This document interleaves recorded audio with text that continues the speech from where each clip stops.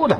الحقيقة بصراحة الجنوبيين في قتالهم مخلصين، بل في معاملتهم في الجملة يكونون أكثر صدقا منا الشماليين، ونحن مجربونهم من قبل. أكثر القيادات وأكثر الذين قاتلوا معنا في جبهة كتاف من الجنوب. صحيح. وقاتلوا بالعوالق، من جميع، من يافع، من الضالع. يا رجل قتل عند مسجد كتاف أكثر من 55 من الحضارم. صحيح. الحضارم الذين لا يحبون المشاكل، لكن كانوا صادقين، رجال صادقين. جاءوا شاركوا معنا في يثمة في حرب بعد أكثر من 70 واحد. اتضح لك؟ هذا صادقين. نحن نريد المصداقية لنفسنا، نريد أن نتعامل مع الرجال الصادقين. الآن على ضوء حسم في تعز قائدها عدنان رزيق الغموشي برضه من شبوه. نعم.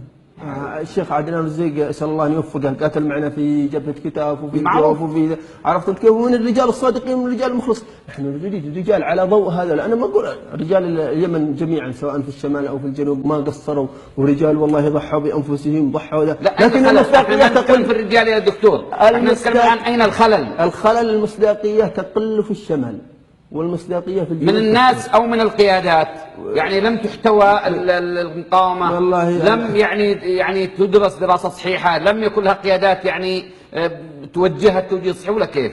في كليهما، لكن الاشكاليه في القياده، الاشكاليه العظمى في القياده.